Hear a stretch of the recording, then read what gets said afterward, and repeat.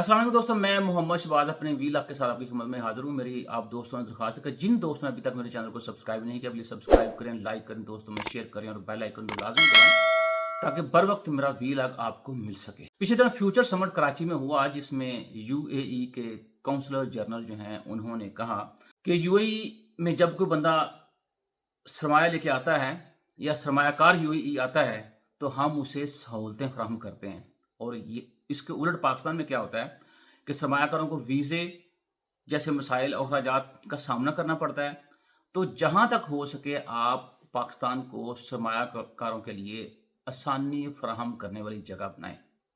वो ये भी कहते हैं कि पाकिस्तान का आम जब दुबई जाता है तो उसकी कीमत $10 होती है, लेकिन वही आम दोबारा जब पैक होके इंटरनेशनल मार्केट के अंदर जाता है या दुबई में ही बिकता है तो उसकी कीमत $120 हो जाती है, क्योंकि वो ये कहते हैं कि पाकिस्तान, इसमें कोई शक वाली बात नहीं है, दुनिया का जो बेहतरीन आम है वो पैदा करता है। अब मसला ये है को साथ ये भी कहते हैं कि पाकिस्तान जैसा मुल्क जो है, यहाँ फूड सिक्योरिटी के में मसाइल जो हैं वो भी नंबर 1 पोजीशन के ऊपर आते हैं, क्योंकि हमने अपने किसान को वैल्यू एडिशन जैसी कोई स्किल सिखाई ही नहीं है। थोड़ा सा पीछे आते हैं, अगर आप देखें 1980s में, तो जब जापान अपनी इंडस्ट्री पाकिस्तान को शिफ्ट करना चाह रहा था या पाकिस्तान को गिफ्ट करना चाह रहा था, तो हमने ये कह के उस इंडस्ट्री को डिक्लाइन किया कि हम किसी भी मुल्क की टेल इंडस्ट्री जो है, जिसे बासी इंडस्ट्री कहते हैं, वो हम इस्तेमाल नहीं करेंगे, हम अपनी इंडस्ट्री बनाएंगे और हम अपनी इंडस्ट्री के बल बोते पे तरक्की करेंगे। उससे भी थोड़ा सा पीछे आ जाएं 70s में, जब यूएई की बुनियाद रखी जा रही थी डेवलपमेंट के लिए, तो उस वक्त के जो सरबराह थे उन्होंने पाकिस्तानी गवर्नमेंट से रब्ता किया। ऑफ कोर्स उस वक्त जुल्फ़िकार अली भुट्टो साहब की हुकूमत थी, पीपल्स पार्टी की हुकूमत थी, कि हमें आपकी लेबर जो है वो चाहिए, क्योंकि यूएई के अंदर पाकिस्तानी लेबर की डिमांड बहुत ज़्यादा है। तो बजाय इसके कि हम अपनी लेबर को ट्रेन करते, उस वक्त ट्रेन करके, चूंकि हमारे पास इंटरनेशनल मार्केट का बंदा खुद जो है वो आया है हमारी लेबर की डिमांड को मद्देनजर रखते हुए कि आप सप्लाई फराहम करें, तो हमने ये कह के इनकार कर दिया कि भाई हमारी लेबर जो है उसका जो स्टैंडर्ड है ना काम करने का, वो यूरोपियन मार्केट है या वो अमेरिकन मार्केट है। और आज आप देख लें कि हमने उस लेबर के ऊपर भी काम नहीं किया था। और आज हमारा आलम ये है कि हमारी जो यूथ है वो चाहे पढ़ी लिखी है चाहे अनपढ़ है, लेबर स्किल्ड है चाहे अनस्किल्ड है, हम जायज़ तरीके से या नाजायज़ तरीके से, लीगली या इलीगली, हम मुल्क से बाहर निकलना चाहते हैं, मुल्क को छोड़ना चाहते हैं। तो इतना हमने उस लेबर को भी ध्यान दिया। उससे फिर आगे आ जाएं, फिर क्या हुआ कि फिर जनाब हमने खुद किताबें लिखी और जिसमें हमने ये डिक्लेयर किया कि हम एक बाउंटी नेशन हैं। वजह वजह ये है कि 90s का दौर आप देखें तो मुझे ऐसे लगता है, उससे आगे आप आएँ, कि जैसे मुल्क जो है वो प्रॉपर्टी डीलर्स के हत्थे चढ़ गया।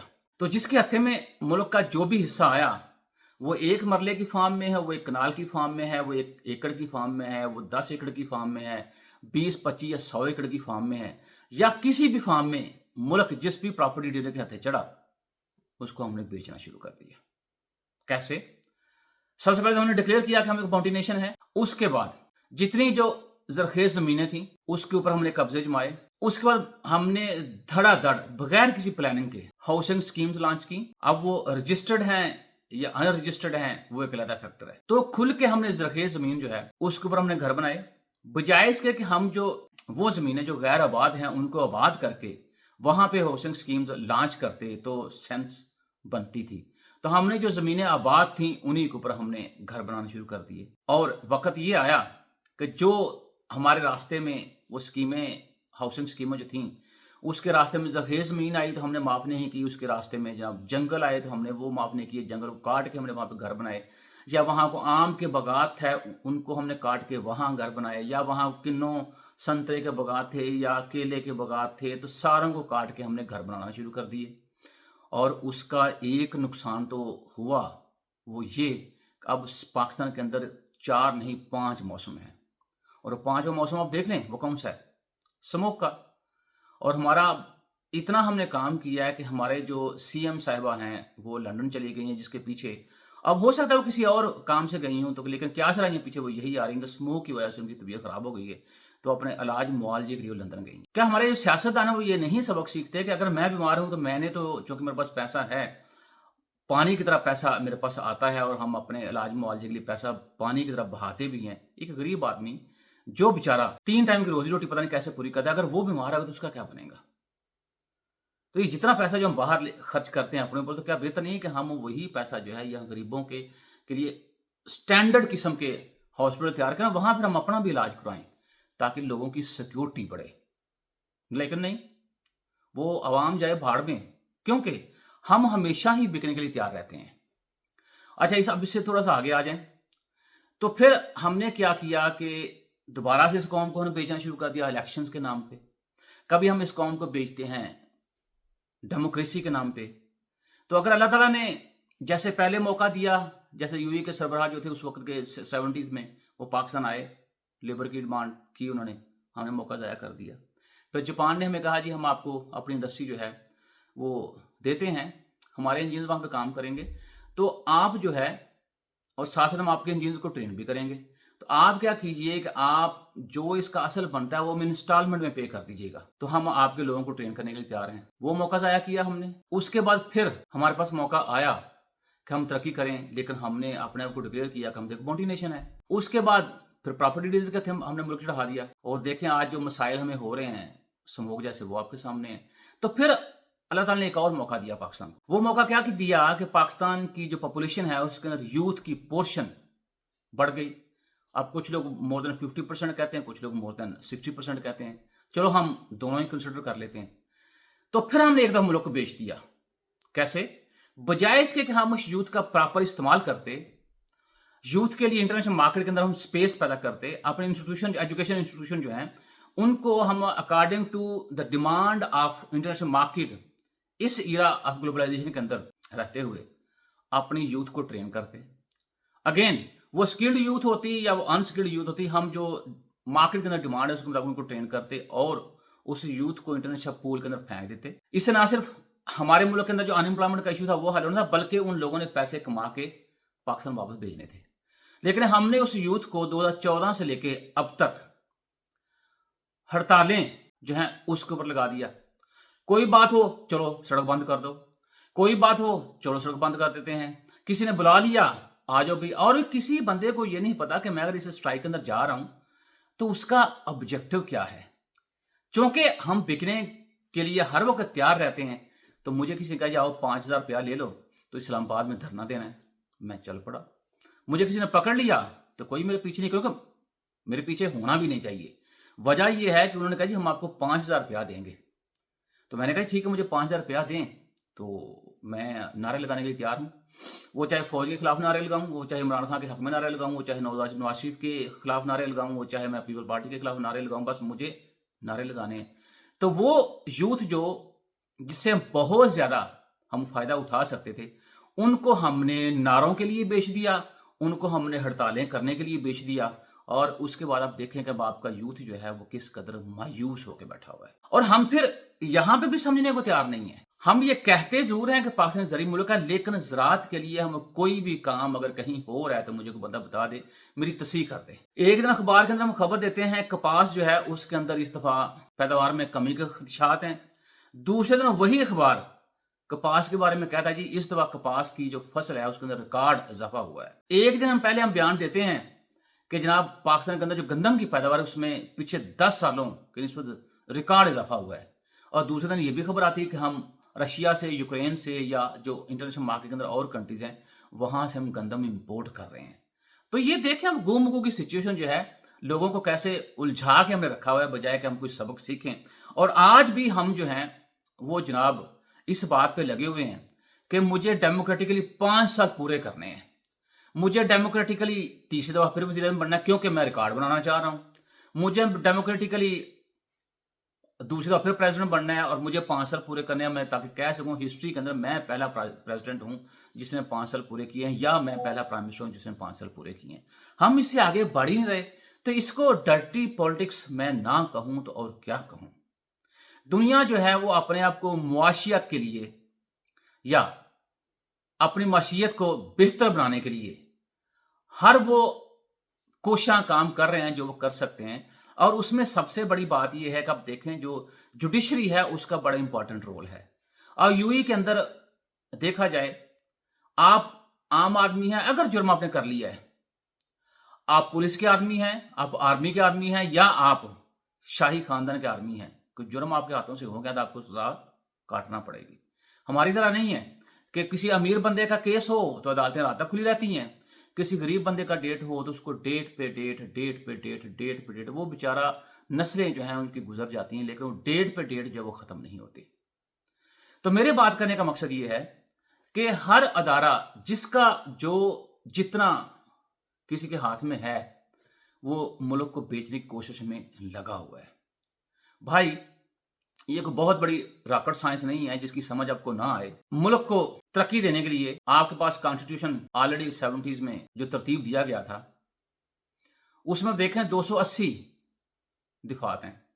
हमने क्या किया कि उसको भी चेंज कर कर कभी 18वीं तरमीम के नाम पे, कभी 17वीं तरमीम के नाम के ऊपर, कभी 19वीं तरमीम, अब 26वीं और 27वीं तरमीम जो है वो भी हमने कर डाली है। तो हम कहीं पे भी पाकिस्तान को इस काबिल नहीं छोड़ रहे कि वो सांस ले सके। तो ये सारा अपने मकसद के लिए हो रहा है ना। तो क्या वो 280 दफात जो हैं उसमें 4-5 पर अमल कर लिया जाए तो क्या आप नहीं समझते कि पाकिस्तान तरक्की करेगा? अगर यूएई अपने 8 असूलों के ऊपर खड़ा होके तरक्की कर सकता है तो पाकिस्तान भी तरक्की कर सकता है। लेकिन मसला यह है कि हम चूंकि अभी तक बहुत सारी चीजों के लिए बहुत सारे फैसले कर ही नहीं पा रहे 75 सालों के बाद, वो तरक्की तो कहीं दूर की बात है। और मैं आपको याद है, मैंने कई दफा अपने टीवी प्रोग्राम्स के अंदर और वीला के अंदर ये बात की है कि हमें जितने हमारे पॉलिटिशियंस हैं या हमारे स्टेक होल्डर्स, उनको ये समझना होगा कि economics is politics and politics is economics. तो मकसद बात करने का ये है कि ये एक फीडबैक है और ये चीजें घूम रही हैं। अब ये कहें कि हम खाली सिर्फ पॉलिटिक्स करते रहें और इकोनॉमिक्स की तवज्जो ना दें तो ये भी बात जो है वो सरासर गलत है। लेकिन इकोनॉमिक्स आप अगर तरक्की करना चाहते हैं इकोनॉमिक्स के पॉइंट ऑफ व्यू से, तो फिर आपको मुल्क के अंदर स्टेबिलिटी जो है उसको देखना। उससे पहले सिक्योरिटी है, उससे ही पहले हमारे अंदर वो विल पैदा होनी चाहिए कि जिसके ऊपर हम कहें कि हाँ जी हम वाकई तरक्की करना चाहते हैं। और जब विल पैदा हो जाए फिर हमें प्रैक्टिकल एक्शंस करने की जरूरत है। यूएई का काउंसलर है वो आपको ये कह रहे हैं कि मुल्क को सरमायाकारी के लिए साजगार बनाएं जैसे हमने बनाया। हम क्या कह रहे हैं? हम ये कह रहे हैं कि टैक्स आमदन ना बढ़ा सके तो तनख्वाहदार तबके और संतों पर टैक्स बढ़ेगा। और ये कौन कह रहे हैं? हमारे वजीर खजाना साहब कह रहे हैं। अरे भाई क्यों ना टैक्स बढ़े, टैक्स आमदन में इजाफा क्यों ना हो? और इसका मतलब ये हुआ कि जो बच्चा ऑलरेडी आपकी बात बड़े अच्छे तरीके से मान रहा है, आप चाह रहे हैं कि उसी के ऊपर ही मजीद बोझ डालते जाएं, तो जो अगर एक कोई शोबा आपका काम कर रहा है तो वो भी बैठ जाए। तो क्या इससे ये अंदाजा नहीं हो रहा कि आपने अपना नकम्मापन जो है उसको ऑलरेडी एक्सेप्ट कर लिया है? अब उसको जितना मर्जी आप इन बातों के ऊपर लेके जाएं। वो कहते हैं कि निजी शोबे को मुल्क की क़यादत और अपनी कारकर्दगी बेहतर करना होगी। निजी शोबे को कारोबार को बढ़ाने के साथ अपनी कारोबारी साहिर को बढ़ाना होगा। जहां पर कोई मसला हो या रुकावट, इस पर सख्त फैसले करते हैं। अगर आप सख्त फैसले करते हों तो मुझे बताएं मुल्क के अंदर सरमायाकार पैसा लेके वापस क्यों नहीं आ रहा? आपको पता है कराची के बहुत सारे ऐसे बिजनेसमैन हैं जिनकी पूरी की पूरी फैमिली जो दुबई में रह रही है, वो सुबह फ्लाइट लेके आते हैं, सारा दिन काम शाम करके शाम को फिर वापस चले जाते हैं। तो अगर सरमायाकारों के लिए आसानियां पैदा करें तो ये लोग वापस ना आ जाएं पाकिस्तान के अंदर, क्योंकि सिक्योरिटी का इशू जैसे मैंने पहले आपसे कहा है। उसके बाद ये कह रहे हैं कि हमें पैगाम मिल रहा है, माशियत का काम जारी रखें, हमारे पास तसाहुल की गई गुंजाइश नहीं है, हमारे पास कोई चॉइस नहीं है, मुआशी सलाहत के बगैर मुल्क आगे नहीं बढ़ सकता। और ये आप क्यों किसी की बात सुनें? ये आपको अब खुद समझ बात नहीं आ रही कि स्टेबिलिटी जब तक नहीं होगी इकोनॉमिक पॉलिसीज के अंदर मुल्क तरक्की नहीं करेगा। अब ये भी बात समझने के लिए आपको कहीं दूर से इशारे लेने होंगे या कहीं दूर से आपको सबक आएगा जिसकी बेस के ऊपर आप लेके चीज़ों को चलेंगे। तो ये चीज़ें मेरे ख्याल में हमें खुद ही वो समझ आ जानी चाहिए कि ये जब तक हम मुल्क के अंदर economic policy, comprehensive economic policy implement नहीं करेंगे और उन पॉलिसीज की इम्प्लीमेंटेशन के बाद जो कंटिन्यूटी है या स्टेबिलिटी है डेमोक्रेटिक सिस्टम के अंदर वो नहीं आएगी तो हम आगे तरक्की नहीं कर पाएंगे। लेकिन हम क्या कह रहे हैं? हम सबक ये सीख रहे हैं कि बिजली की बढ़ती कीमतें, मुल्क भर में सोलर पैनल लगवाने का रिकॉर्ड टूट गया, उसके बावजूद बिजली की कीमतों में इजाफा कर रहे हैं। तो इससे बेहतर यह है कि जब लोग सोलर की तरफ जा रहे हैं तो आप क्यों ना सोलर सेक्टर जो है आपका एनर्जी का, उसको आप डेवलप करें, उसके अंदर जिद्दत लेके आएँ और लोगों को आप आसानियाँ फराहम करें ताकि लोग जो है उस तरफ जाए। लेकिन आपको पता है अगर ऐसा हुआ तो सारे का सारा मुल्क जो है सोलर पैनल लगवा लेगा या सोलर एनर्जी जो उसको यूज़ करेगा, तो हम फिर बिजली की कीमतों में इजाफा कहाँ से करेंगे और कहाँ से हम अपना टैक्स आमदन जो है उसको बढ़ाएंगे। हम आज भी इस काम के ऊपर लगे हुए हैं कि हज जो है वो आपने सरकारी तरीके से करना है, और सरकारी तरीके से हज करने के लिए उन्होंने, अब गवर्नमेंट ने 2025 की जो पॉलिसी तरतीब दी है वो मंजूर भी हो गई, और उसके मुताबिक ये सरकारी हज की बात कर रहा हूँ, 10,65,000 से लेके 10,75,000 रखने के दरमियान की मंजूरी दी हुई है। अब जब हज जो है वो इतना महंगा हो जाए कि आप समझते हैं कि गरीब आदमी जो है वो हज कर सकेगा, तो जहाँ तक हो रहा है हम चीज़ों को ख़राब करने में लगे हुए हैं। वजह उसकी ये है कि खैबर पख्तूनख्वा के अंदर अब इस चीज़ का इंकशाफ इस तरह से हुआ है कि खैबर पख्तूनख्वा के कुछ हॉस्पिटल्स हैं जहाँ पर खुद साख्ता ओहदे तख्लीक करने का इंकशाफ हुआ है। मुसलमान हैं हम, 5 वक्त नमाज पढ़ते हैं, अल्लाह को याद भी करते हैं, लेकिन जहां हमारा हाथ पड़ता है ना, माफ़ी हम नहीं दे रहे।